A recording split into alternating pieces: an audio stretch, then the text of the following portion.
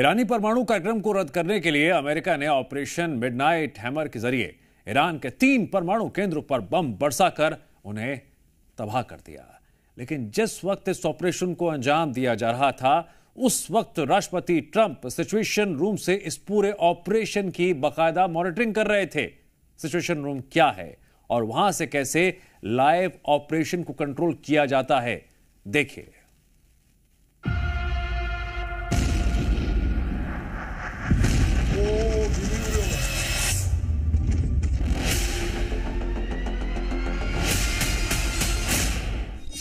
Iran पर हमले की लाइव मॉनिटरिंग।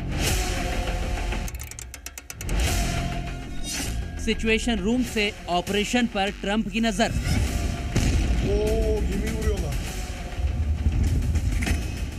अमेरिका ने ईरान पर सीधा हमला करके ये साफ कर दिया कि वो किसी भी कीमत पर मिडिल ईस्ट में ईरान को परमाणु संपन्न देश नहीं बनने देगा।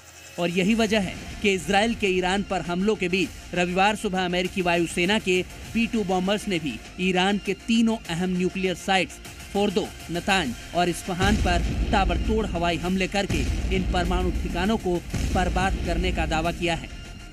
जिस वक्त अमेरिका ने ईरान के परमाणु ठिकानों पर अटैक किया, उस वक्त राष्ट्रपति डोनाल्ड ट्रंप सिचुएशन रूम में बैठकर इस पूरे ऑपरेशन की लाइव मॉनिटरिंग कर रहे थे, जिसकी तस्वीरें व्हाइट हाउस की तरफ से जारी की गई हैं।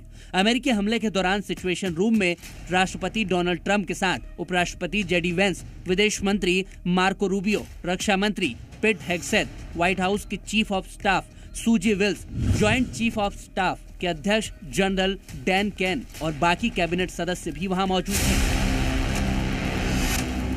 व्हाइट हाउस में सिचुएशन रूम का क्या इतिहास है, ये आपको बताएं।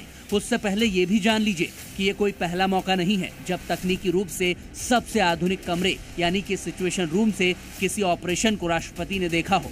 इससे पहले 1 मई 2011 को राष्ट्रपति बराक ओबामा ने भी सिचुएशन रूम से ओसामा बिन लादेन के खात्मे की कार्रवाई को लाइव देखा था और पूरे ऑपरेशन पर नजर बनाए रखी थी। अब आपको सिचुएशन रूम का इतिहास बताते हैं।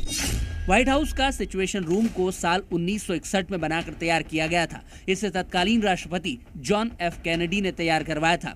ये व्हाइट हाउस के पश्चिमी विंग में जमीन के नीचे बना हुआ है, जिसका इस्तेमाल राष्ट्रपति और उनके सलाहकार करते हैं। राष्ट्रपति इस रूम में बैठकर अपनी सेना को निर्देश दे सकते हैं और इसी कमरे से कहीं भी 24 घंटे नजर रखी जा सकती है। अमेरिका के तत्कालीन राष्ट्रपति जॉन एफ कैनेडी ने क्यूबा में बे ऑफ पिग्स आक्रमण की विफलताओं के बाद सिचुएशन रूम को तैयार करवाया था और इसके पीछे कुछ अहम जानकारियों के समय पर ना पहुंचने की वजह थी। लिहाजा व्हाइट हाउस में सिचुएशन रूम की अहमियत क्या है, अब वो भी समझ लीजिए।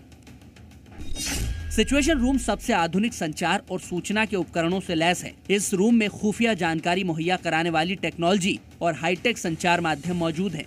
वहां से किसी भी ऑपरेशन की लाइव मॉनिटरिंग की जा सकती है। इस रूम का इस्तेमाल खास तौर पर विदेशी धरती पर चल रहे ऑपरेशन के दौरान होता है। राष्ट्रपति डोनाल्ड ट्रंप ने भी ईरान पर अमेरिकी हमले के दौरान पूरे ऑपरेशन को इसी सिचुएशन रूम से देखा और हमले के बाद बाहर आकर इसकी पूरी जानकारी दी।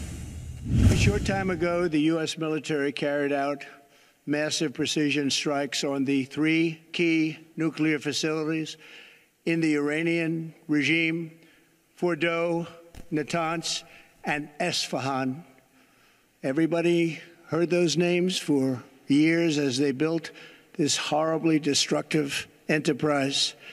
Our objective was the destruction of Iran's nuclear enrichment capacity and a stop to the nuclear threat posed by the world's #1 state sponsor of terror.